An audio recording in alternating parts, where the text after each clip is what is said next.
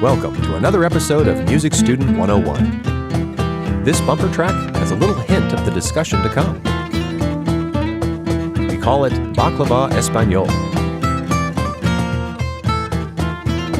And we want to thank our Patreon patrons, Melinda No One and Matthew Frederick, for helping us come up with that awesome name.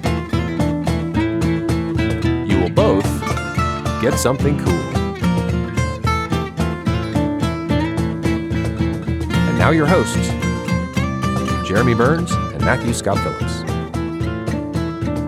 Happy New Year to you, our listeners, and to you, Matt. Happy New Year, Jeremy. How was your New Year? It was pretty good. We had a few people over. It was more of a gathering than a party, really. The parties seem to get smaller and smaller each year as more of our friends have kids and so forth and so on. Right, yeah.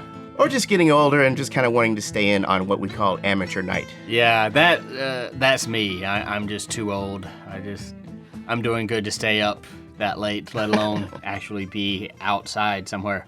Did you record the ball dropping and watch it the next morning? No, I actually got to, because we're in Central Time, it's an hour earlier, so I actually had to watch the ball drop. East Coast feed, baby. Yeah, man. Yeah. Pretty cool, pretty cool. Hey, let's start off with a joke. I love jokes. From one of our listeners, Jay, the guitar player, who you're going to hear more about later on. Okay. Is a very entertaining fellow. And he actually just sent us a whole bunch of memes. I meant to show you those memes, but I'll get a chance to look at them. okay, for sure. Cool. We'll do that after the episode. But anyways, he says, "What do you call a beautiful woman on a bassist's arm?" No idea. A tattoo. In all fairness, we're going to start the year off with a humbling a bass player joke because, as you all have gathered by now, We may have mentioned once or twice. myself and Matt are both bass players. Yes, indeed. So, bringing in the new year, I was thinking of some other, things I do when I'm riding around listening to music Uh-huh. that help me out a little bit, getting an idea of harmony and stuff like that. Right. Usually I'll drive around in the car, have one of my favorite songs on, or a song that I know well enough to sing all the way through. I'll Sure. sing the lead part, Uh-huh. and then I'll go back and fabricate, if there's no harmonies, I'll go back and fabricate my own harmony I do that. to accompany the lead part. Yep. And maybe I'll do it a third above the first time. Maybe the next time I'll start at a fifth above. Yeah, yep. Maybe I'll go a third or two below. I'll be doing, Do you ever try to sing the bass voice? I make up my own bass lines based Yep. on what I perceive the chord structure to be. Yep, there you go. Lots of times, yeah. Particularly when I'm sick. I was just sick for the first time in probably 2 years, not too long ago. Wow. Actually, that's why we're here instead of a week or two ago, right? Right. I'm sick, Matt's a germaphobe, not a good combination. Nah. But I woke up one morning and I was just it was garbage. Right. But I can get in the shower and I could really sing those low notes. So Yeah. I was doing Barry White for a little bit. And good times. Leonard Cohen, some of my old Leonard Cohen favorites. But yeah, man. So let us move on. Let's talk a little bit about artistic contribution. I think that a lot of our listeners are obviously musicians. Mm-hmm. And we've already had a few of them send in some of their examples and some of their music. Yeah, it's been great, too. We really love hearing those. And in the new year, we'll be listening to more and more of those and chatting about them and so forth and so on. Indeed. But there might be places where we can use a little bit of your help. For example, we'll be doing a Middle Ages episode. And I think I got my vocal talent together for the most part. But if we have any Renaissance fans who sing Gregorian chant or stuff like that, Definitely hit us up. hit us up because there'll be plenty of that coming up pretty soon, I hope. Yeah, let's hope so. We've been neglecting the music history thing for a long, long time. Too long. Yeah. And mainly for those reasons. We want it to be good. We want to have music examples. And we also don't want to break copyright laws. And we don't want to break copyright laws, and I'm not the vocalist we need for this job. Nor am I. Yeah. So anyways, like I said, keep us informed on your music and keep us posted on what's going on with you guys. Indeed. Matt, it is time for a new review. Yay! A new listener review. I found this on iTunes, where I find most of them, by Orgel Dirigent. Oh, nice. Orgel Dirigent. And this is from the USA. I just found this podcast a few weeks ago and have greatly enjoyed the review of the theory concepts. It's been quite some time since I've taken my own theory courses, so it's a good review. I use theory in performance all the time in my job sitting at the organ and piano, but the theory becomes so second nature that I forget the exact terms and official rules.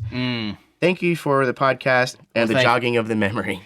Well, thank you so much for the new review, Orgel Dirigent. Yeah, it's that's something that happens. It's always I always say theory is more an attempt to explain what happens in music than to create a bunch of rules to govern what happens in music. So, music is music, right? And when you play music regularly, the way it sounds like Ordral Dirigent does, it's you're just playing music, right? So yeah, it's easy to sort of let the official names and rules and things kind of not clutter up your brain too much because you're just playing, right? Right. Those rules are explaining what you're doing. They're not governing what you're what you're doing. If you're thinking all those things while you're playing music, you might have yourself a little bit of a buffer overload, like RAM overload. It's entirely possible. You might start freezing up a little bit. It's entirely possible. Crash. But theory is not dictating to you what you play. You play, and then theory explains it. So, you're playing, the music comes first, and then the explanations, aka the theory terminologies and concepts and things come later. Right, and now if I'm learning a piece for the first time, typically I am kind of keeping those things. I'm like, oh, what's going on here? Oh, that's kind of cool. They did a 1 to 3 to 5. Sure, because it's helpful. And yes, it's helpful, and it kind of informs your ears later on for other things that do the same thing. And it informs your ears, it informs your brain about how to sort of place this within your repertoire, within the lexicon of music you're familiar with, and yeah, absolutely. But for all those people who can actually analyze as they're playing, hats off to you. Yeah, Keep up the good work. Well, and I run into this with organ players and piano players a lot. That theory, tonal harmony is really counterpoint, right? They get so good at the counterpoint that they're not analyzing every single chord because it makes contrapuntal sense to them. So they're just like, yeah, well that works. That fits. That's good counterpoint things. And they don't really stop and go back and say, well, that was a such and such a chord. And really, why should they? Because ultimately those chord progressions are counterpoint. Right. The tonal harmony is counterpoint. Sure. Well, yeah, we also have a new Patreon patron. Yes, and this is actually someone we've spoken to before. Let me give you a little background here. Okay. You may have remembered an episode where a gentleman named Matthew Frederick wrote in from Ipswich, Massachusetts. I do remember that. That was episode 48. Yeah. He said he plays guitar, banjo, and whatever instrument his girlfriend will let him keep in their cozy apartment. So guitar and banjo. So, update, he now lives in Richmond, Virginia.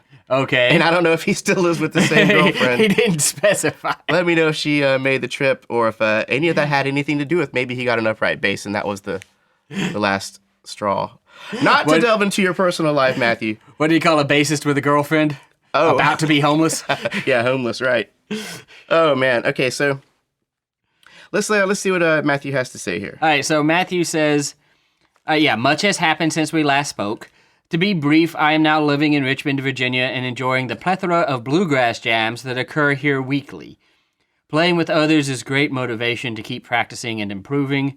I'm also enjoying a little extra space in my new apartment for instrument storage and my relatively recent obsession with guitar building. Wow. Guitar building. More room in his apartment. For guitar building. He could have gotten a bigger apartment. Hey, that's true. Yeah. I would say that life is good, see? Musically, I can definitely see steady progress, due in no small part to the wisdom Matt and yourself so generously share. Well, it is our pleasure, it really is. To be perfectly honest, I have really slacked on musicians since the move.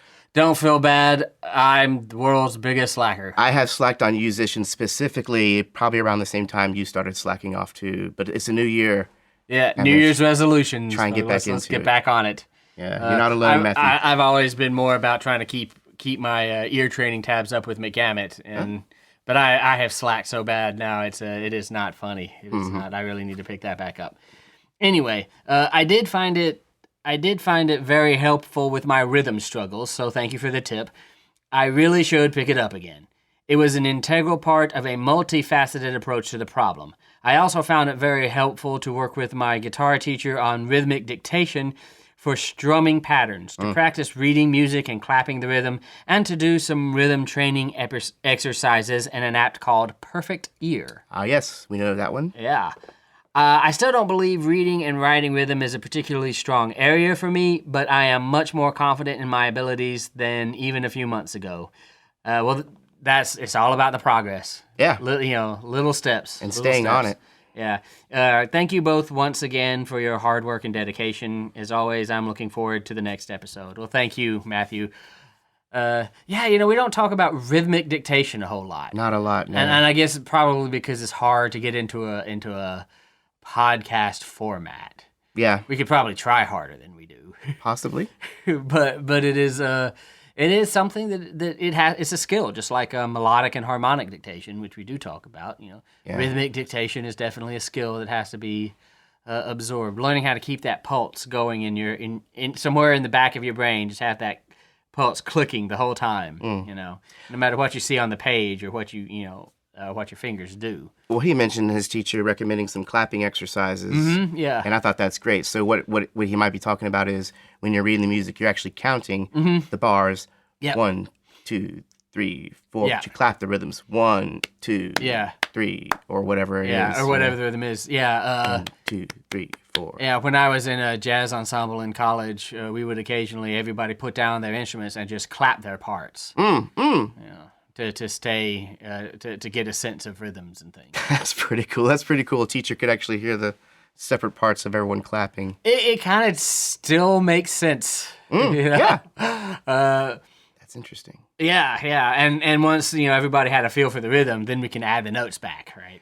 It's interesting, and it's also a testimony on how rhythm does tell the story. The rhythm is a big part of the storytelling, or the music itself.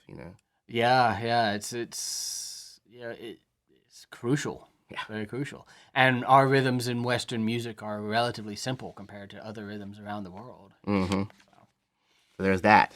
You Yeah. got that going for you. Yeah. We'll graduate hopefully at some point to the ragas of India and all that stuff like that.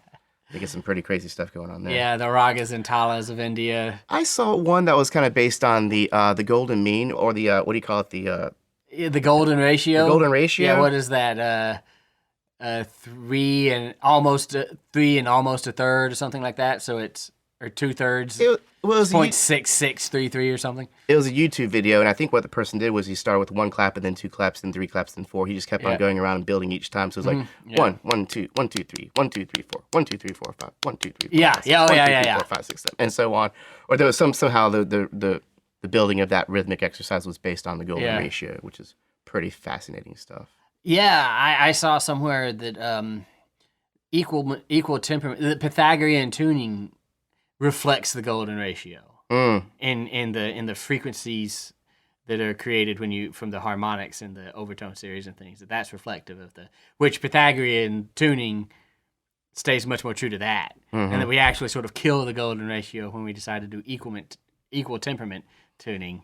And so our Western music is a little not as natural, and it's not as golden. Not as golden, and which is a fascinating theory. I know, isn't it? Mm-hmm. So it could actually sound maybe better, but we all had to get on the same page at some point. We all had to get on the same. Yeah, well, that's what happened. We all kind of had to get on the same page, or maybe worse. We sort of you could sort of make the extra musical analogy here, the metaphor that we sort of turned away from nature in our in our pursuit of a type of perfection. Yeah. Interesting. Yeah. Why not trust and then kind of split ourselves off from something, whereas the Indian ragas and the Japanese tuning systems and other things did not split themselves off from the natural golden mean ratio that way. But who knows? I'm not complaining when I'm listening to my music, but that's all I know. That's all I've known. Well, I will listen to, I will totally listen to stuff in equal temperament, of course, but I will also listen to Indian music and traditional Japanese music and traditional Middle Eastern music and things, and that's super cool to me too. So microtones and all that good stuff. Yeah. So that I can really get into that stuff too. So it's kind of all good to me. Right on. Maybe I'm naive, but there you go. Or maybe we just love music. Who maybe knows? You think? Yeah, possibly. Okay, let's talk about, speaking of people who love music, we have a new listener mail. Yay! Cody M. Gibson. Now, Very nice. Cody found us on Spotify. Mm-hmm. He says at 4 or 5, he got into music when he was given a crappy miniature Casio keyboard. There you go. Quote, with those terrible 80s samples that indie artists thought were cool to use in the early 2000s. Totally know exactly what you're I know what you're talking about. The one with the samba, rumba, and rhythm fills. This samba. I think I spoke about that crappy keyboard on the last episode. Yeah. You play the bass lines and everything. Yeah. One touch bass lines. You touch that and they play that. Yeah. Mm-hmm. Nice. I had one of those. I was like, it's doing all the work for me. How am I learning anything from this? So anyways, he says, at 12, I chose the alto saxophone, much to my parents' chagrin. Hey, at least it wasn't a drum kit, right? Right, yeah. And he says that was his first real instrument. It was around this time that I also received an electric guitar as a gift. I had no interest in the guitar and had what I realized later on with maturity was a mean, consistently red-eyed, intoxicated guitar teacher. Oh boy, they're out there. And if they're hungover, they're not going to be in a good mood. Yeah. You should give your teachers breathalyzer tests before you take your lessons from them. They owe it to you. Well, we all know a certain bass teacher that I had once that you could smell the cannabis as he was riding up the elevator to the room. Right, but usually when I think about mean red-eyed people, I don't think about the cannabis so much. No. Maybe forgetful. Yeah, irresponsible red-eyed Irresponsible, people. Maybe like all over the place maybe in their lessons. But yeah, that's a shame. That's a shame because as we see, that kind of soured his interest in the guitar for several years until he was 16 or 17 and got into Tenacious D. Oh, look at that. Do you remember that first album that came out from Tenacious D? Was that The Pick of Destiny? Well, that was the movie, wasn't it? Yes, the Pick of Destiny came after the album, but the album was just called Tenacious D, self-titled. Okay. And, man, that was some hilarious stuff. And the perfect thing for a 16 or 17-year-old boy to use to get back into a guitar. I can just imagine. Absolutely. But, man, those guys really can sing and they can really play. Yeah, they really can. Jack Black, if you're listening to this episode, we just more want to give Tenacious you D. A shout out, more Tenacious D. And if you can... if you like what you're hearing, you can buy us dune buggies and give us each a check for $1 million. That would be great. That's all we want, really. Yeah, really, that's all we want. Except dune buggies are kind of dangerous, so I might end up. So I'll just take the check. Yeah, we'll just take the check. What is it? We aren't made of rubber anymore. We can't heal up like we used to. Yeah. Okay, so anyways, he says, moving on with Cody, says, I wish something like your show was available when I was struggling to learn ear training 1 and theory 1. Sadly, I did not complete my degree in music, which would have been focused on composition, which we just spoke about. Right, yeah. I still kept avidly consuming all the things music theory and composition related, and I continued to compose as well. Oh, wonderful. Yeah, keep on composing. I naturally enjoyed your episode on modes, overtones, and especially MIDI, and was almost ecstatic at the shout out to Propellerhead Reason. It is my primary DAW and composition tool. I only wish I could find staff notation VST for it. We kind of talked about that, didn't we? Yeah, for Reason, For Reason. Staff notation VST for Reason. Yeah, I would have to do some research into that. Virtual instrument, or actually it would be a plugin that maybe allows for real-time notation while you're entering your music into Reason. Yeah, sounds like he just needs to buy Sibelius or Finale. And then, anything in Reason he could potentially save as a MIDI file and then import into Sibelius or Finale, or MuseScore potentially too. Right, because that's a free one that I use, actually. Yeah, make sure it's step recorded. Yeah, right. Or else you'll get all kinds of crazy looking stuff. Oh, right, yeah, interesting. Step recording being putting it in manually versus performing it as you record it. Well, hey, speaking of all that stuff, he has a good tip for us. Oh, good. Cody M. Gibson says that he says, I wanted to mention on making MIDI music sound less machine-like and more human. There are some things I've discovered that can really make some people go, wow. Okay? Okay. This was my problem with my MIDI story, my sad MIDI story. Why it was sad because I wrote this composition that I thought was great and grand. I sent it into this reviewer for a paid, like one of those iStock type services.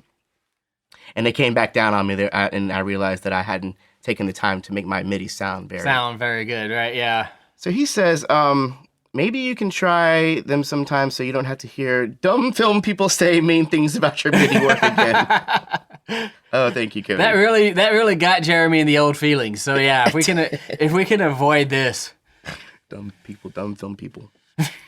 Since you use Reason, I should mention that, as I'm sure you already know, you can automate pretty much anything. This includes the tempo.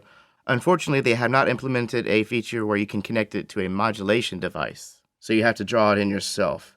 But a lot of planned human imperfection can be added to make it sound more fluid and natural. So it sounds like he's talking about maybe taking a quantized or perfect piece and adding some chaotic rhythms, adding a little.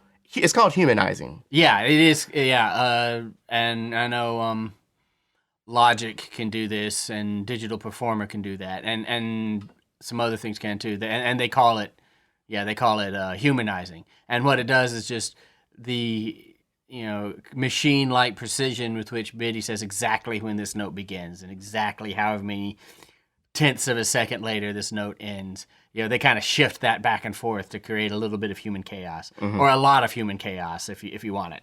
And it might shift the rhythms actually, which has to do with quantizing. If you're quantizing at 100%, it's going to sound like a perfectly machine. It's going to sound right on the grid, locked into the grid. Yeah. But if you take that same piece and then say humanize it by however much percent. Yeah, humanizing is sort of considered the opposite of quantizing. Yeah.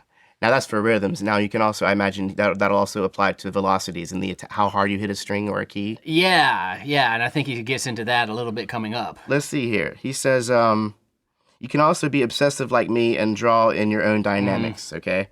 So one more thing that you can subtly modulate both a filter EQ and pitch using a random waveform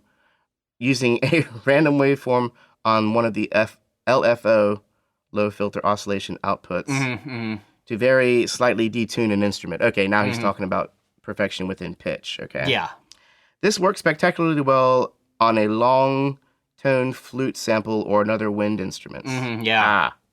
Try the same principle using a sine wave and adjust it to add vibrato to an otherwise vibrato-less sample. Yeah. Have an enlightening, joyful, and peaceful day. That's awesome. Those are some good tips. We should do a VST episode and talk about making artificial instruments sound as unartificial as possible. Obviously, I'll have to learn more about that, but I think Cody has me on a good start. Yeah. In Pro Tools, and if you're financially fortunate enough to own Pro Tools, which is a thing, you can draw in basically whatever you want. You can draw in pitch, you can draw in dynamics, you can draw in pan, you can draw in anything. And I always drew in my own dynamics. I never just left it at a single dynamic. I wondered about that because if you're randomly doing velocities, velocity is one thing that I kind of pay attention to how hard I hit it at certain parts and how soft. So I can't just randomly assign volume levels to any note because it might take a part that I want it to be loud and bring it down to medium or even worse. You know? So what you do is your drawing in of dynamics is not going to look like a really good drawing. Yeah. It's going to be it's just going to be a bunch of peaks and valleys, really, right? That kind of represent your crescendos and decrescendos. But you can kind of skate in and be very minute sometimes, and shift them just a little bit up and down. Shifting them too much, and then you get craziness, right? Yeah. It's all about micro adjustments when you're dealing with digital audio. Some of which are even noticed on a subconscious level, maybe not outright. Yeah, and there are, depending on the VST you're using, a lot of these have some of the other things like with playing sine waves and adjusting adjusting vibrato and everything. There are VST instruments that will do this automatically. Garrett and Personal Orchestra, you turn up the amount of adjustment you want. And by percentage or? By percentage of notes struck, really. And you can do some crazy thing. And intonation, you can randomly vary intonation algorithmically, so that it sounds like a violin will be a little sharp on one note and a little flat on this note. Again, too much and you have craziness. Yeah. Just a little bit and it sounds more human than a MIDI violin. Exactly. Right. Great tips. This is stuff that we could get into for an episode, I think, and we may talk about doing that. Right. I think the MIDI episode was 24, if memory serves. Yeah, back to 24. And we didn't really get into a lot of the a lot of this stuff. It was just the basics of MIDI coding and things. So we could definitely do MIDI part 2 and talk about some of this. We might have chased some people away had we gotten into the real nerdy stuff. But We're probably chasing people away now. Are you still there? Are you guys still listening? Hello? Is there anybody out there? Okay, well, before anyone else runs away, we should probably let's talk about music theory. talk about music theory. This is what brought us to the dance. We have today the Neapolitan Chord. The Neapolitan Chord. A chord that consists mainly of strawberry, vanilla, and chocolate. Exactly, yeah. I'm No, sorry. it's actually apparently called Neapolitan because of a group of opera composers in Naples who were fond of this chord. I don't know if they invented it exactly. Probably not. My research has led me to understand that they didn't invent it, but they really loved it. Yeah, so that's the way these kind of things happen. Yeah. Usually. This is so funny because I could sum up what the Neapolitan Sixth chord is in a single sentence. Mm-hmm. It is a flat 2 chord in first inversion. The Neapolitan Sixth chord. Yes, the Neapolitan Sixth chord is the Neapolitan chord is a flat 2 chord. Yeah. So there you go. See you next podcast. End of everybody. episode. Yeah. Cue the outro music. But no, basically the Neapolitan chord is a flat 2 chord. It is a chord based off the lowered scale degree 2. Mm-hmm. So if I'm in a random key like D major,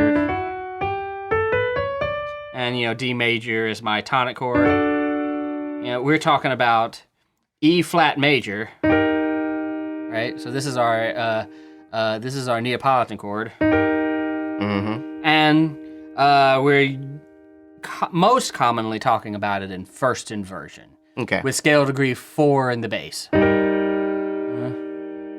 and this chord, so we'll do something like that, and then and it's ear training wise, it's a funny chord. Because it is a consonant chord, it's just a major triad. Yeah. Right. So it's not dissonant in really. Yeah. It's just from kind of way outside of the key, so Yes. it kind of almost sounds like really slippery. Yeah. When you're playing around in D major.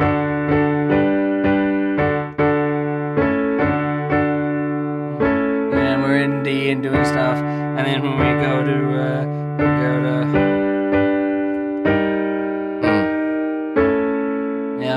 so it didn't sound dissonant exactly, right? It just sounded kind of slippery. Was that a 5 chord you went to after that? Yeah. It almost made the 5 chord sound a little foreign.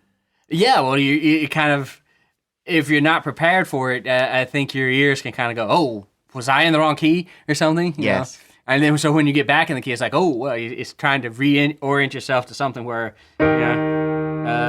E flat is a thing. Yeah. But it's kind of not,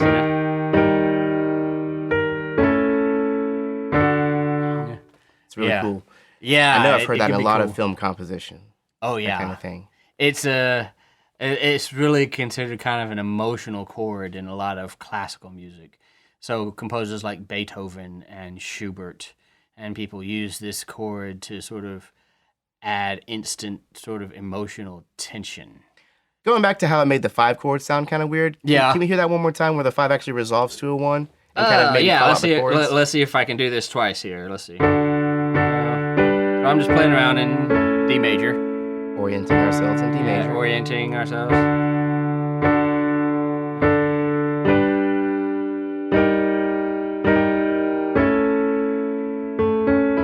It's a 5.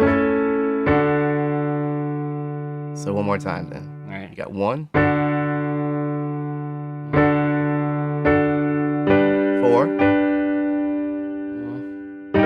Flat. I'm sorry, Neapolitan. Neapolitan 6. Chord. Neapolitan 6th chord in first inversion. 5. And then 1. Okay, great. Yeah. Pretty cool, huh? I felt like it was a 5 when I got to the 1, but if you had left that hanging, I might have had to ask myself if I was on the 5 chord. Yeah, it kind of makes you sort of reorient your ears a little bit, and that's because it's not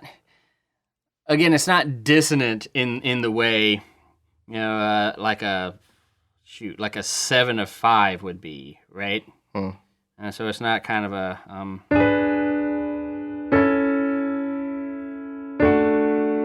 it's not that kind of dissonant chord. It's a consonant chord, just kind of outside of the key. Yeah, and it still demands movement. It still demands movement. Yeah. And typically, where does it want to go?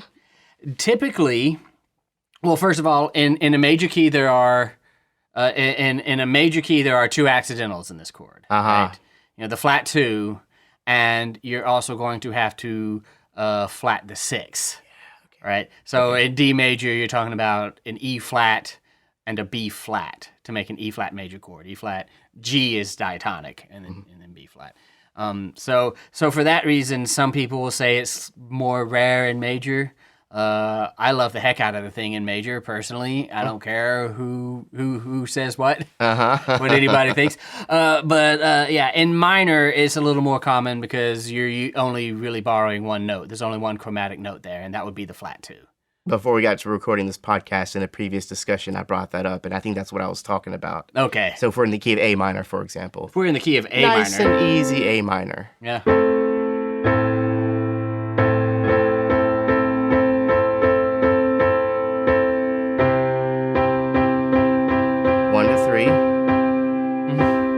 Shall I go to Neapolitan Sixth? Yes, please. And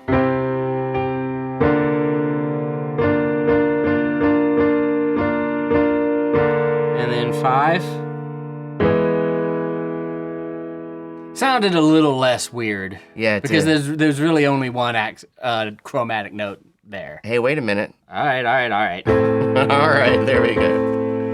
We had a listener write in, and we'll talk about them in another episode, but they're like, man, you guys don't resolve a lot of your chords. It drives me crazy. I was like, I thought we did a pretty good job of that. But kudos for being driven crazy. It's not all about resolving the chords. Sometimes how can you talk about a half cadence? Right. And resolve it. Yeah, exactly. That time I really probably should have resolved it. But in all sensitivity to some listeners who would like to hear that resolution, we will try and do it as much as we can. It's kind of like Jeremy will stay on me to resolve chords more often. So in major, it's a little more wacky. Yeah. Because you have a couple of different chromatic notes in there. In minor, it's actually kind of a smooth sounding chord. Actually flows in minor fairly well. Yeah.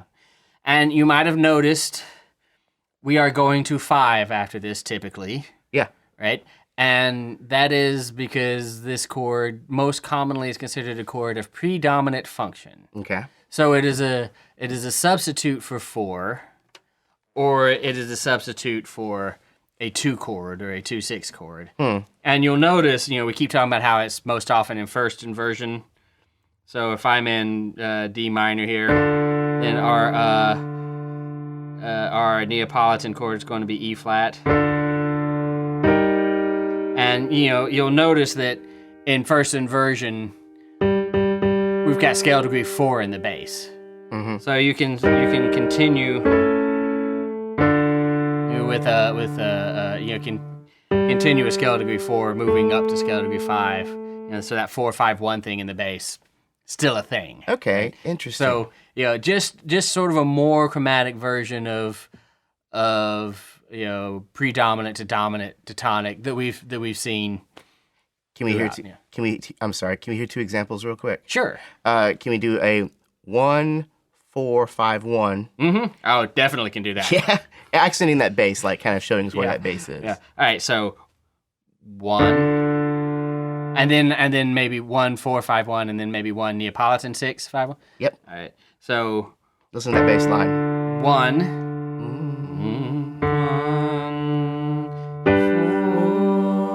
Oops, that was a borrowed 4. Let's try that again. All right. But hey, I caught something. This is advanced theory here, people. Borrowed 4 chords are a thing. Okay. Listen to episode whatever that was when we talked about the one on borrowed chords. Okay. All right. Diatonically. 1, 4, 5, 1. Okay. Easy. Versus, and I'll even do a 2/6 this time. So that's 4 will still be in the bass line, same right? place. Yeah. So 1.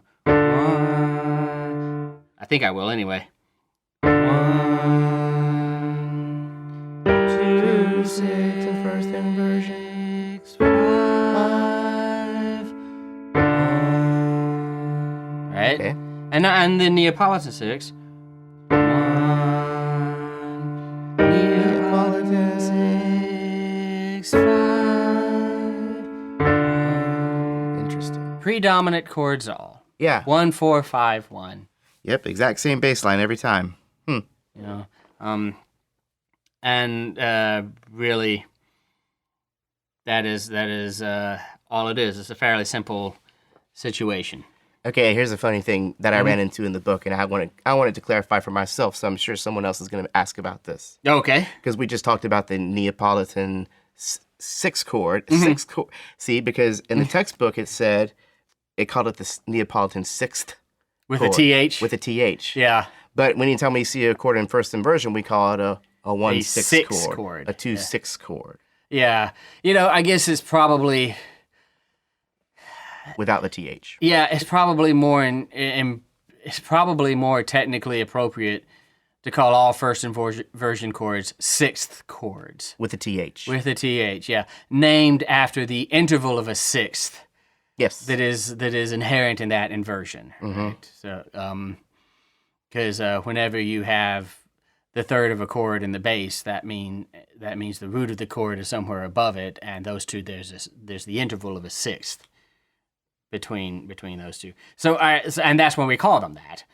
And I guess it's probably more appropriate to call them sixth chords anyway. I might would like to look that up myself. That's one of those technical little details. Because I would think, technically speaking, a sixth chord is something that has scale degree 6 in it, maybe. Yeah, like if I have an A minor sixth chord. Yeah, a sixth chord. Sixth.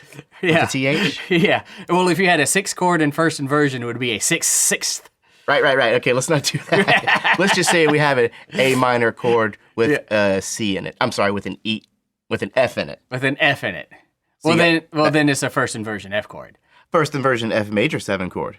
Oh. So first, yeah. But if you have the But if we were doing a standard commercial notation, jazz chords. Jazz chords, then that would be A6. Yeah, 6 with a TH. Right. Yeah. But again, that chord has the interval of a sixth. Yes, it does. We're going to need to do more research on this. Yeah, this is kind of intriguing to me, really. Yeah. Because there's nomenclature. There's ways to say things that you don't want to say the wrong thing to the wrong people.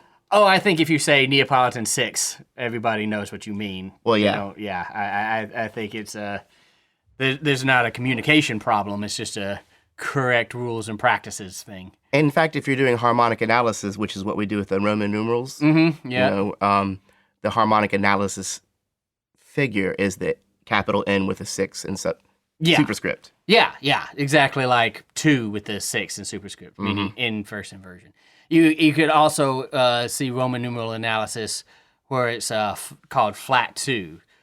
So flat sign, capital 2 Roman numeral with a 6. Yes. That's also something that is done in places. Flat 2 chord. Very good. Yep. Let us move on. Yeah, so often a Neapolitan Sixth will pass through cadential 6/4 motion on its way to a resolution. Right? So and you get a great little chromaticism around the tonic when that happens. So if I'm in the key of D minor, I'll just stay in D minor for now. Okay. And I take us to the wonderful world of Neapolitan Sixth. It is very common to then go 1, 6, 4, right? 5, 1.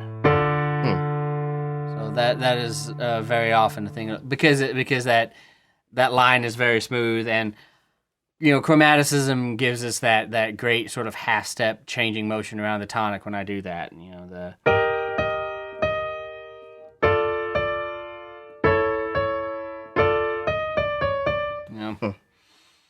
So that it's talking about this whole thing.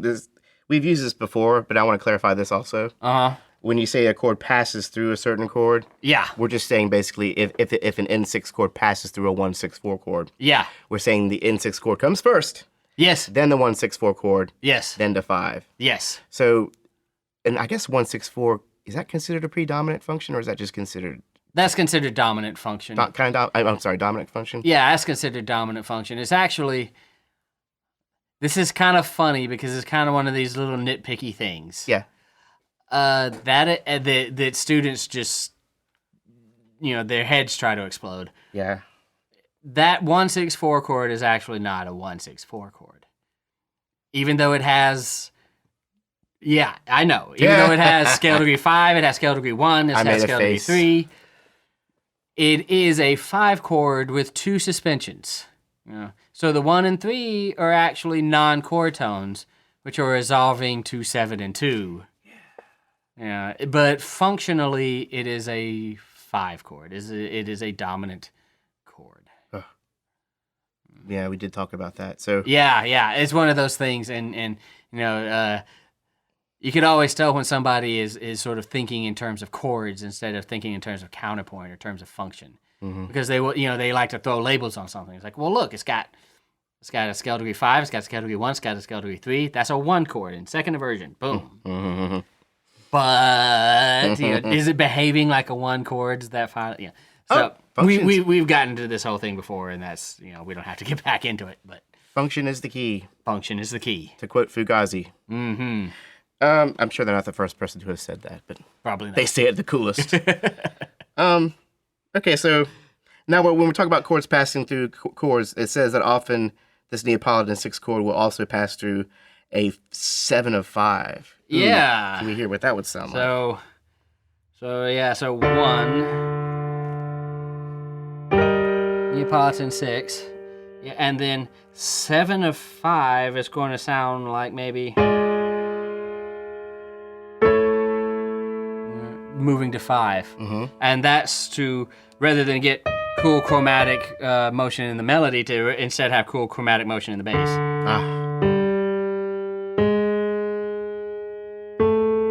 Ooh, can we hear that whole progression again with that bass line in mind? Yeah. All right. So 1 Neapolitan Sixth,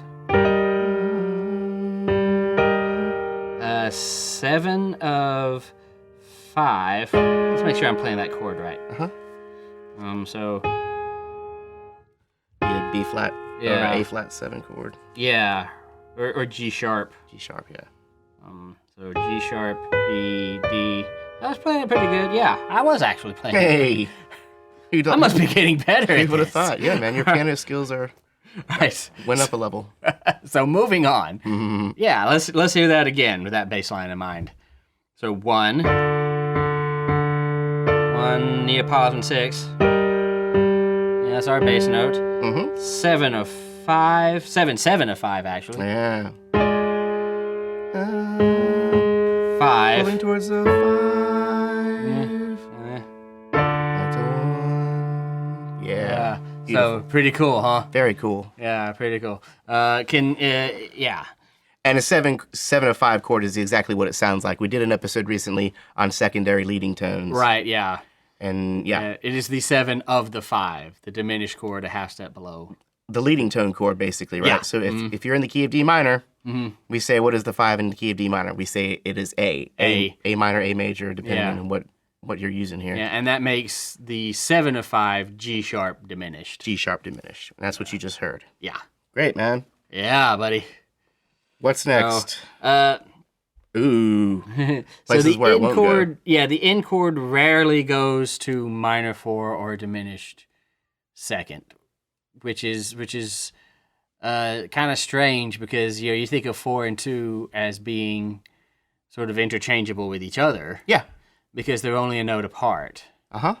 But if I try to go from Neapolitan Sixth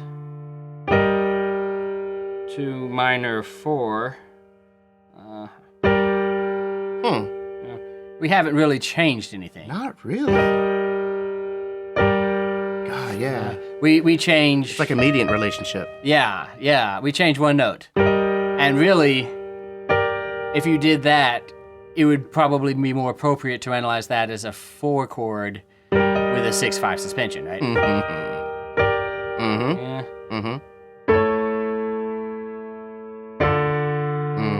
If I try instead to go to 2 diminished from there, so and then we have our Neapolitan Sixth.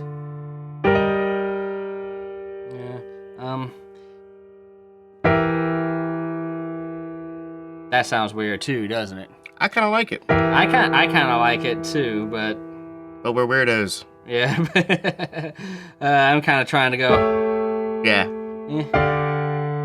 or something. Yeah. But they say that's not as conventional. It doesn't happen quite as often. Right. Yeah. Because they're both predominant chords. Yes, and because well, not even so much that is the reason I think for all of these chromatic chords like the Neapolitan Sixth and the borrowed chords and things like that is to add chromaticism. Yes. So, and in both of these examples, were right, and also, and you're not really, you're not really adding a lot of,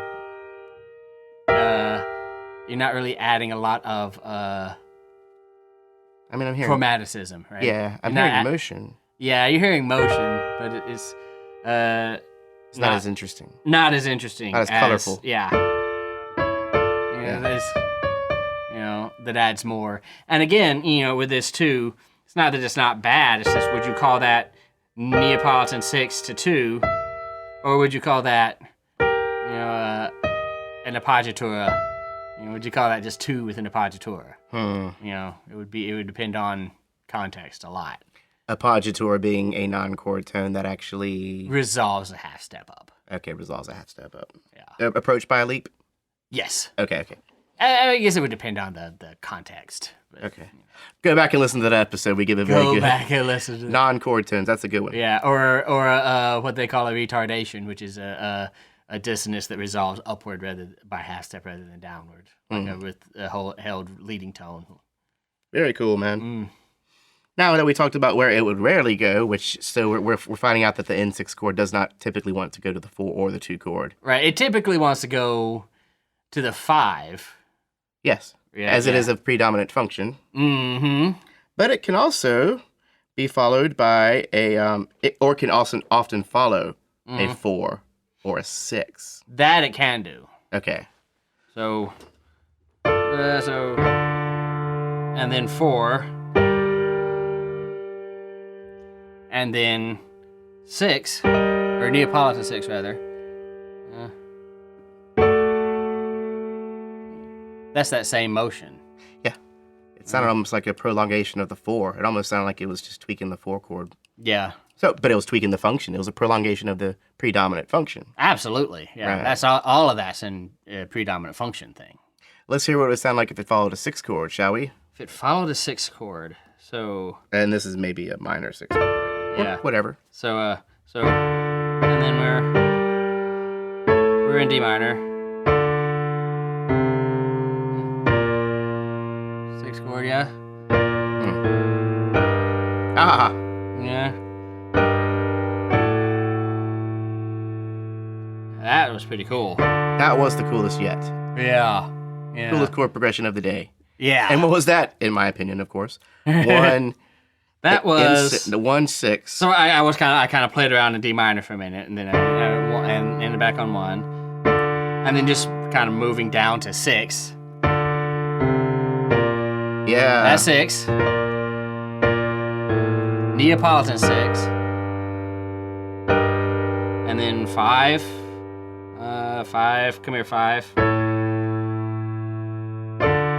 Remarkable. Yeah. What if we even did 1, 6, Neapolitan 6, 5, 7 to 2, to 5, 5, 7 to 5 to 5, right? Now we're writing chord progressions, right? Yes, sir.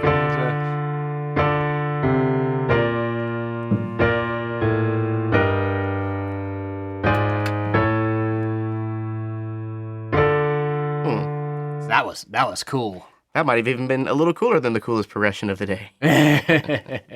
I might have to try to remember that one. I know. Write that down. Okay, so what else we got here? Yeah, really quickly, it can contain a seventh.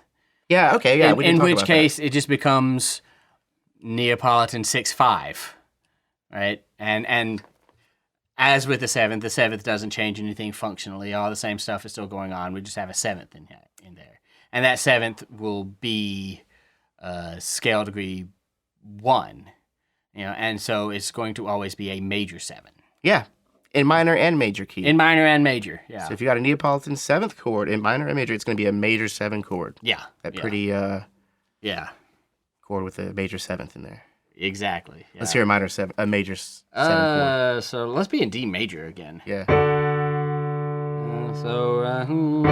And then Neapolitan 6 with a 7. Yeah. That's a weird chord, though. Let's hear it again. 1. Neapolitan 6 with a major 7. Gosh, that's weird. Yeah. And then 5.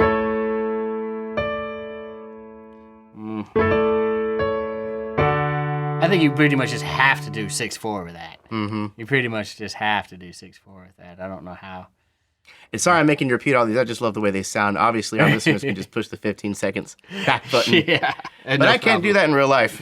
No problem. So I'm having you all indulge me while I hear these, while I get blown away by these cool chord progressions for the first time. So, in good 4-part voice leading, which is not the type of voice leading I do when I'm playing piano, which usually totally sucks. In good 4-part voice leading, the third is typically doubled. So that is your doubled chord in a Neapolitan chord. Double note? Yeah, we probably said at some point that it's generally a bad idea to double the third, generally. The one common exception being in any first inversion chord, such as a Neapolitan 6 chord, which is a first inversion flat 2. Yes. So in good voice leading, it's usually a good idea to double the third, then those 2/3 can move away from each other, can move in contrasting motion to each other. Okay. So this aids in avoiding parallel motion. Exactly.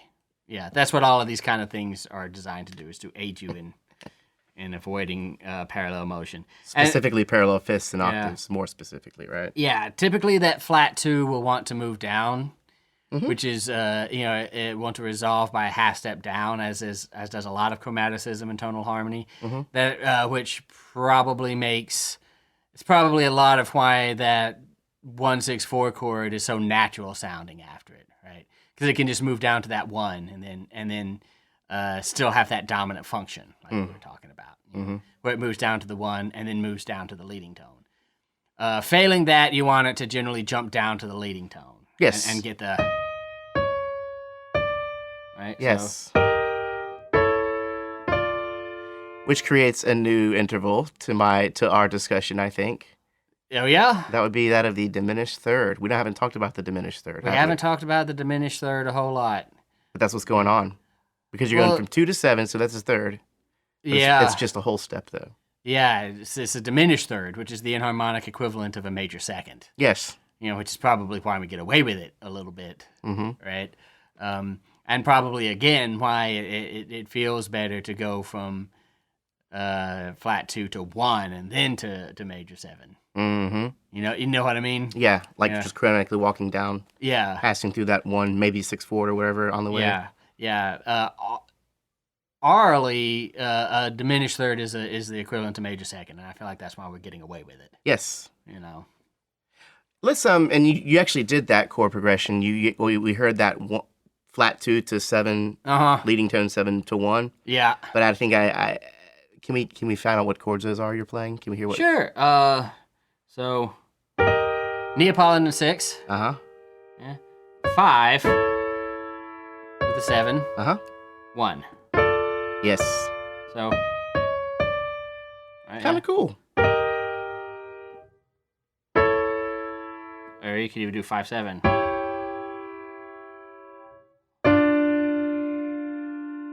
You know, a lot of these chromatic melodies on their own, I might have said, this sounds too chromatic, you know, for my taste, because I'm not really a very intensely chromatic person. Right, yeah. It's all about context and all about resolving them properly, right? Yeah. That's what the whole point of function and things is. And fortunately, we had all those 18th century opera composers and a lot of other people besides, you know, who spend a lot of time figuring out how to make chromaticism happen. Yeah, and how to make again, it like pretty. we talked about before, this is a little bit, you know, the breakdown of tonality, right? When it's getting more and more chromatic. Yeah. We're giving up more and more ways to make it chromatic. But sounding awesome all of a sudden somehow. But also sounding awesome. So these harmonic happenings are really kind of contributing to making what might otherwise be a strange sounding chromatic melody very pretty and very rich. Oh yeah. Yeah. Oh yeah. Well, you know, and again, that's kind of where the function comes in. You know, we talk about these are all predominant functions, all the 4-chord, the 2/6 chord, the Neapolitan Sixth chord. You know, we're just finding more slightly more chromatic harmonizations with the same bass line, 1-4-5-1, right? So there is a fundamental underlying structure there.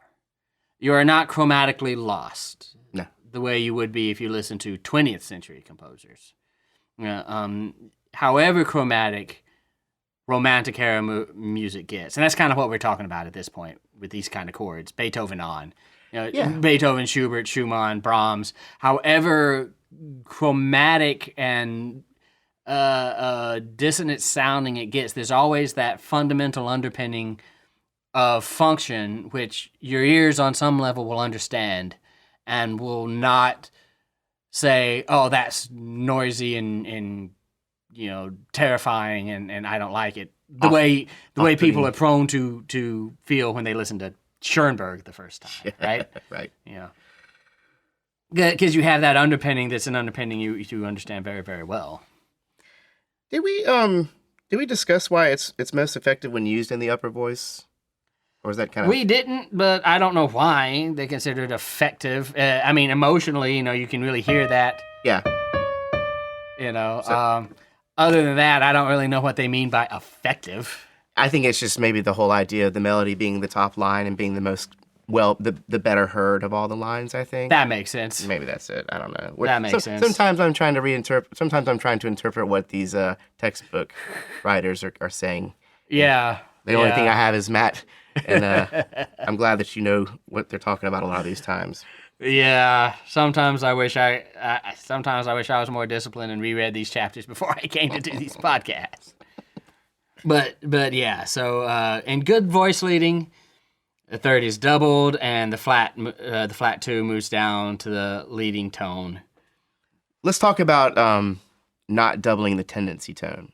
Okay. Because the tendency tone is exactly that. Yeah. It wants to go in a certain direction. Right. A leading tone always wants to go up.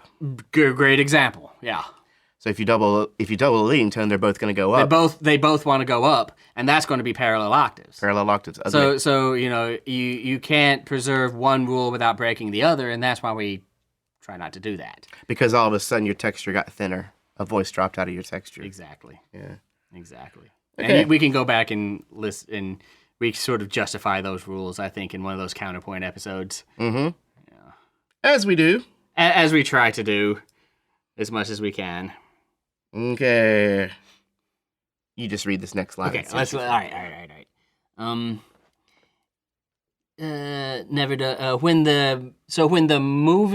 moving to a 1-6-4, you should probably use Neapolitan Sixth rather than a Neapolitan in root position.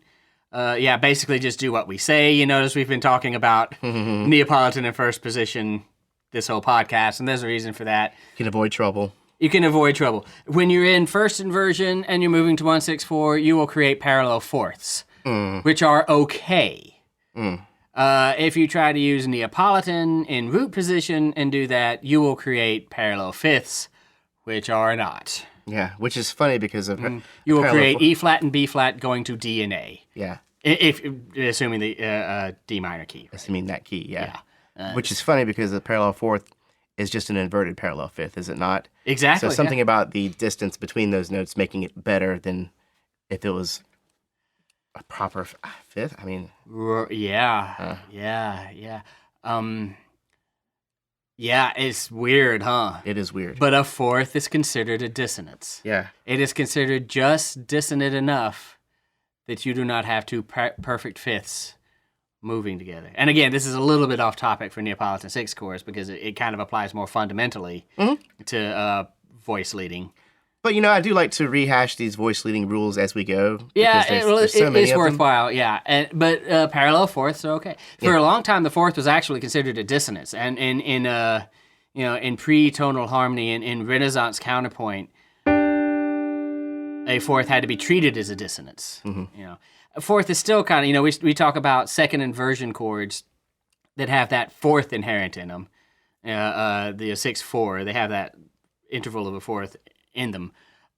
We talk about them as being less stable, right? Yeah. And so they don't make good sort of standalone chords. They need to be passing somewhere or resolving in some way. Because the fourth is sort of considered a dissonance, despite its inversion. The fifth considered, the second of the great consonances. So consonant that if you play parallel fifths, you don't hear them as two notes, which is why you're not supposed to play parallel fifths. Yeah, right. Because you don't hear two voices when they sound so much alike. Yeah. Yeah. Too perfect. Yeah.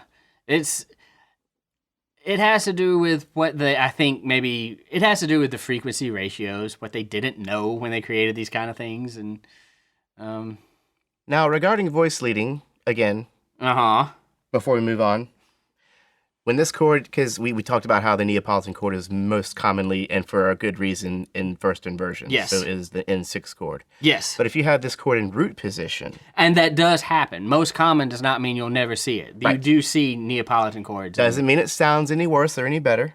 No, you just have to do some trickiness to avoid some parallelisms. Schubert is pretty famous for Neapolitan chords in root position. But he's Schubert. He gets away with it because he's got some very creative ways to avoid those kinds of things. I do love his compositions. And It's beautiful, right?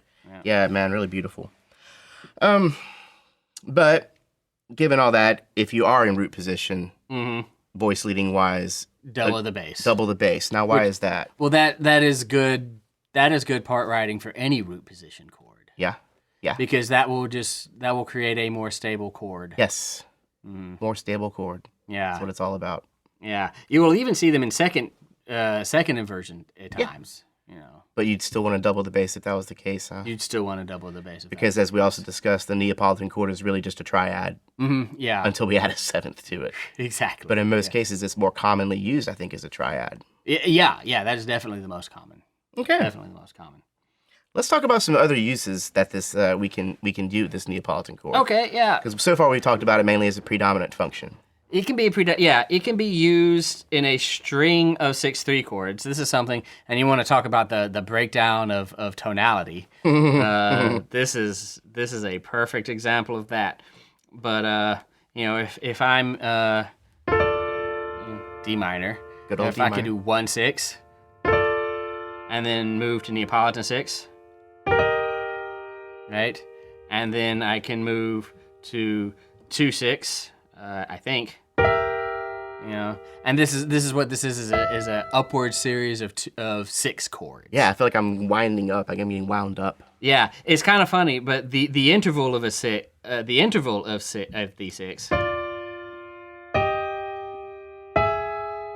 is something that happens a lot. And the way people choose, because they like this upward thing, and because you can do parallel 6s all day long and not be breaking any rules.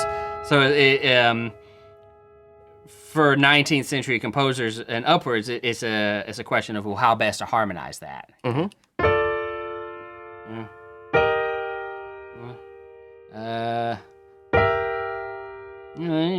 Probably keep going.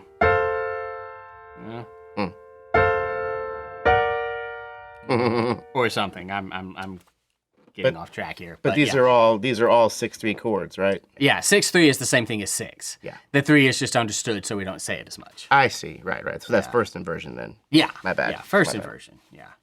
It is also often used with other borrowed chords. Some people consider the Neapolitan Sixth itself to be a borrowed chord. I was going to ask about that. Yeah, well, it's the same basic principle. You're bringing in a chromatic note to create a chord of major quality that you wouldn't be able to get diatonically. Mm-hmm.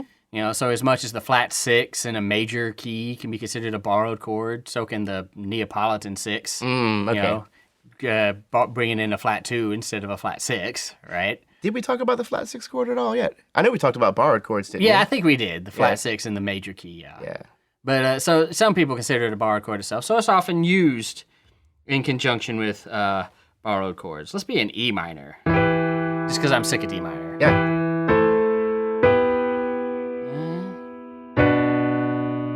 Oops. There we go. So, and, I go 6, 1, and then borrowed 4, right, yeah, Mm-hmm. and then good old Neapolitan Sixth, which we have, oh, come on, in, what key am I in? E, so E minor. So this is F, Yeah. and then 5, My brain is not all the way into E minor yet. There we go.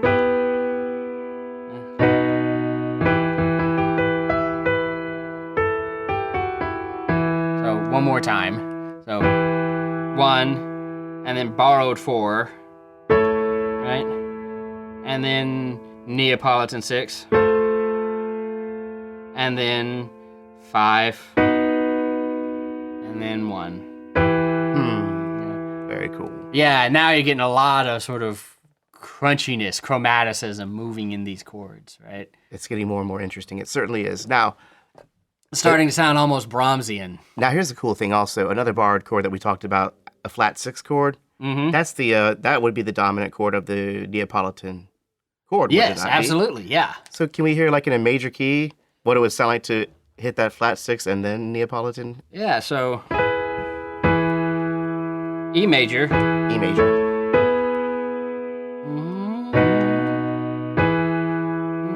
And let's do 1, and then borrowed flat 6. And then yeah. Ah, ha, ha, ha. Yeah. That's cool, man.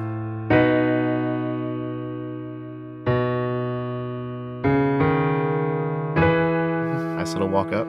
Yeah. So that's really cool. I mean, it sounds like, Yeah, we're getting a lot of good crunchy dissonance now, right? and You we're know, definitely not in Kansas anymore. yeah, we're getting into chord textures that Brahms might do or Chopin might do. Fauré, I think about that. Fauré, Fauré's yeah. Requiem. Yeah. Oh, that's one of my favorites. Yeah, absolutely. Time for our another textbook clarification. Okay, let's try. If using major, it is considered a borrowed chord. Why? Why is it not a borrowed chord in minor? I guess we kind of talked about how it's some consider it a borrowed chord, Yeah. but some people are trying to tell me that in major it's more of a borrowed chord than maybe it is in minor. Because there's two accidentals. Two accidentals versus just the one. I don't personally consider that making it less of a borrowed chord. I mean, if you're going to call it a borrowed chord, then call it a borrowed chord. Yeah, right. Why is something more or less a borrowed chord? I mean, if it's considered a borrowed chord in one, it should be considered a borrowed chord in the other. Fair enough. Moving on. It often acts as a dominant in jazz music and in commercial music. It's funny. In traditional musics and folk musics and jazz and other things, chords based off scale degree 2 often are considered a dominant. This is something that came up in my research once as a feature of South American music.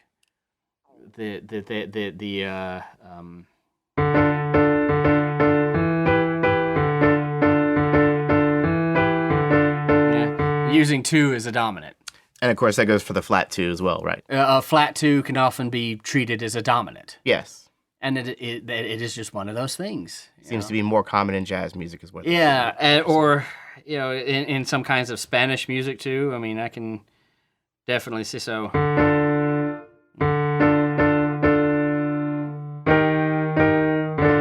Yeah. Which you heard in the intro music, right? Yeah. Yeah. So it's just one of those things in some types of music. Not everybody follows the rules, right? That's why we have to make up new rules. Oh, is that why that came from? Yeah, yeah. So there you go. Yeah. What is a tritone substitute? I have questions. Okay. I got questions for you. More questions. More questions. What is a tritone substitution? That is when we substitute for a chord that is a tritone away. Okay. For example, the Neapolitan Sixth or the Neapolitan Chord, which is a tritone away from the dominant, like we just talked about. It is something that happens in jazz.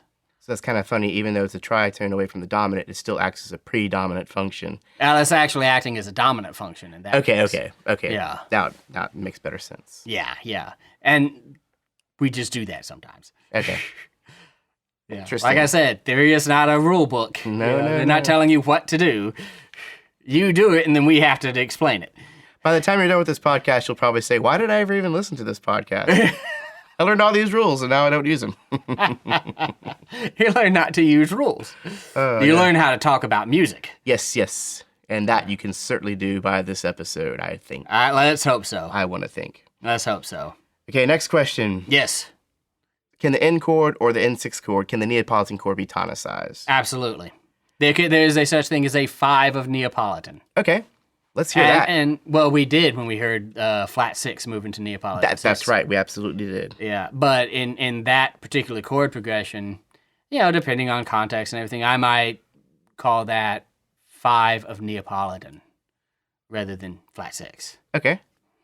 Now, because that's how it's functioning, right? It's resolving up to a Neapolitan. Mm-hmm. Okay, one more for you, Matt. Mm-hmm. Our good doctor. In a modulation, the common chord can be Neapolitan in either key. Uh-huh. Now, this was funny to me because you can only be a Neapolitan chord in one key, right?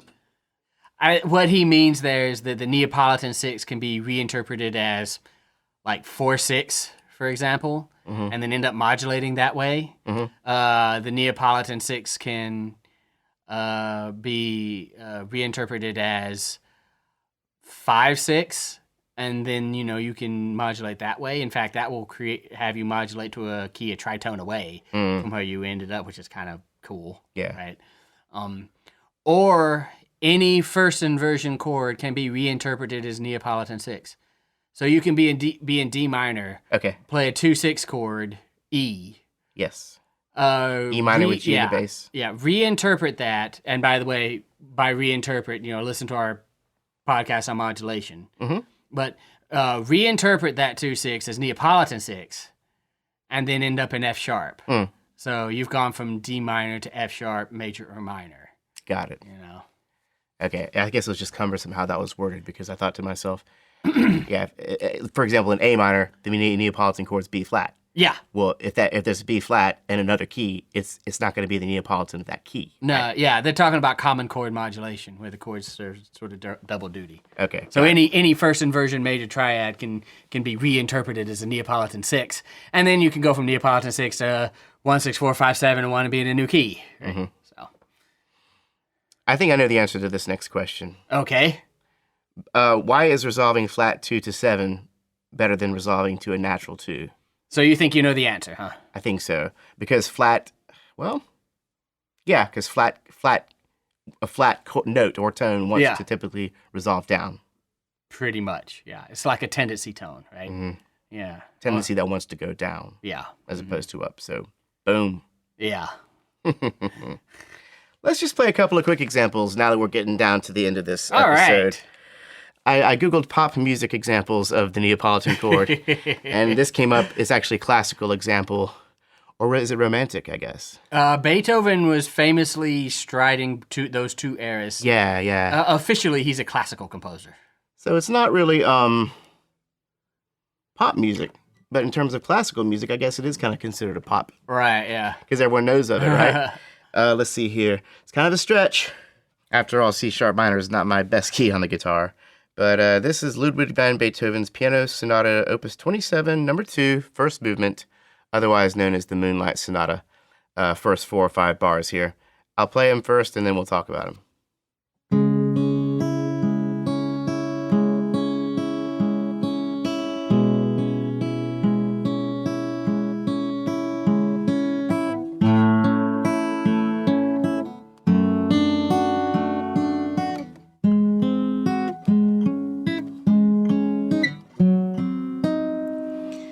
So that's the first few bars of that. You know it. You've heard it before. So we go. We start off with C sharp minor, and this is a 1. Root position 1 chord. The bass walks down to 7, stays in 1 though. We go to 6, and then right here. That's the chord in question. This is a Neapolitan chord. This is the D major chord in C sharp minor with F sharp in the bass. So it is actually a Neapolitan Sixth chord. And then, like a good Neapolitan Sixth chord, it goes to the 5/7 in a kind of cadential 6/4.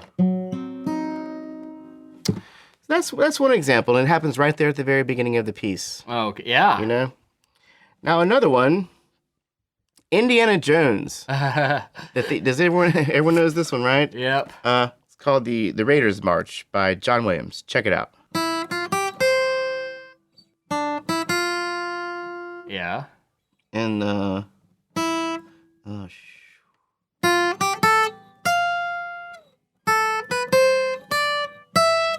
again, butchering it, but I'll go back. But the chord structure is kind of like. Da, da, da, da, da, da, da, da.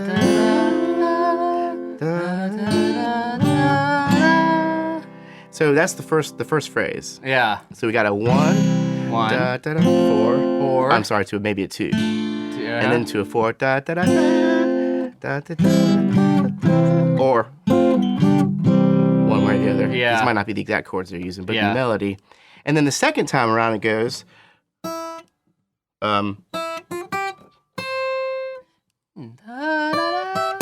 Yeah, yeah. And when it does that, it's actually going to the Neapolitan Sixth, yeah. Yep. So yeah, that's kind of the moment.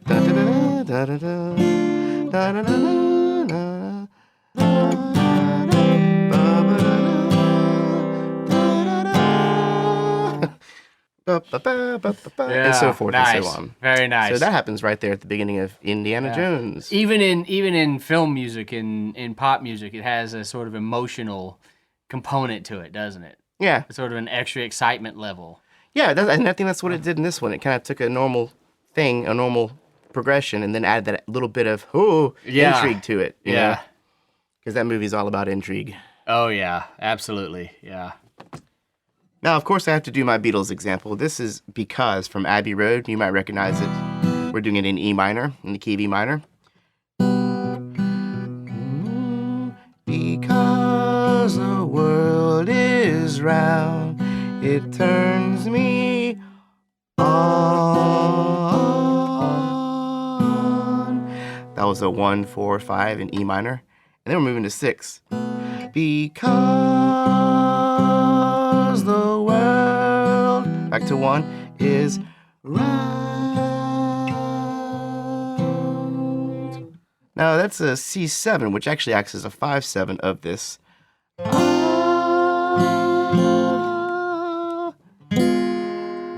And for that moment where that happens, we're in the key of E minor, we have an F chord. Ah, yeah. So that would be a Neapolitan chord. Mm-hmm.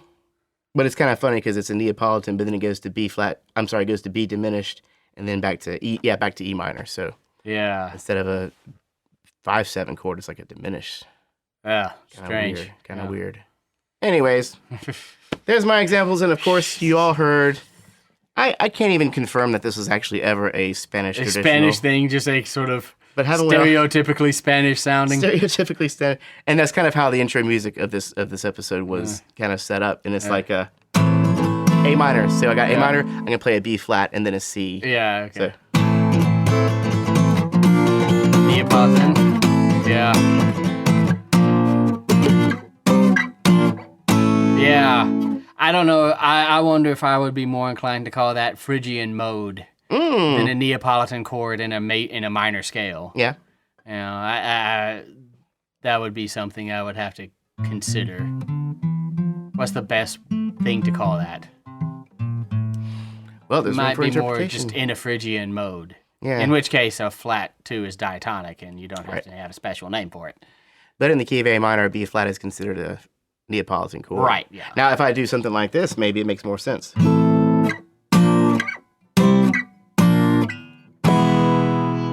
the 5. You're still diatonic to Phrygian mode. Still diatonic to Phrygian. No! The wonders of music theory. Does that mean I have to go back and redo the entire intro music? Nah, don't worry about it. Don't worry about it. Okay, cool. Don't worry about it. All right. Well, that is, in a nutshell, the Neapolitan Sixth chord. Yes. And I think the recap to this episode is going to be extraordinarily simple. Yeah. The Neapolitan Sixth chord is a flat 2 in first inversion. Mm-hmm. Recap over. Yeah. It is a chord of predominant function, much like the regular 2 is. Yep. Which means it will move to the 5 chord most typically. And even more typically than that, it will move to the cadential 6/4 motion, which is the 1/6/4 to 5/7 to 1. It adds chromaticism around the 1 chord, which is very effective in the upper voice. And you should probably double the third to avoid double tendency tones later, as is typical in first inversion chords. You can also see it in its root position or in its second inversion. This is a little more rare. You can also see it as a 7 chord with a major 7th, which would be diatonic to the key, but this is also more rare. Yeah, yeah. And that is the Neapolitan Sixth chord in a nutshell. Well, speaking of rarities, it also rarely wants to go to a 4 or a 2-2 chord. Right. You can lead from 2 or 4 into Neapolitan 6. It's kind of awkward to lead from Neapolitan 6 and change that into 2 or 4. And then again, sometimes, speaking of things it can pass through a 1/6/4 chord or a 7 of 5. As I said. Yeah. Yeah, we already covered that? Yeah. Okay, great. Yeah, so that's pretty much it. You notice that our palette's getting a little more sophisticated here. We have more chromaticism, and when we first started talking about chromaticism, it was kind of it was kind of obvious, it's kind of but it's getting more to where we have enough chromaticism that we're just sort of playing in more sophisticated kind of palettes here, right? Yeah. So as music theory progresses, we don't just make up new chords. What we really do, despite what we want to call these things, is get more and more chromatic. Yeah. And that will continue for a while until we get so chromatic that we start to wonder what's even the point. Yeah. And the kind of stuff I would listen to when I was first learning about music and hear it and be like, okay, I just don't know what's going on here. This is cool. This is weird. Yeah. This is strange. I didn't really cover this in ear training yet, but I know it's cool. Well, now I'm starting to get an idea of what these kind of things are. And we can totally cover Neapolitan Sixth chords in ear training. I think we should do an episode on harmonic dictation for Neapolitan Sixth chords. For Neapolitan Sixth and for German augmented sixes too. Which, spoiler alert, our next big theory topic is probably going to be the augmented sixth chord. Yeah. So that's going to be a good one, and we might throw in a couple of special topics in between just to keep it fun and light. But there's our first episode of the new year, 2019. Indeed, yeah. I hope 2019 is as much fun music theory-wise as 2018 was I think 2018 was fun. I think we covered some ground. Oh man, it's been great. Yeah. We're stoked. Yeah, can't wait.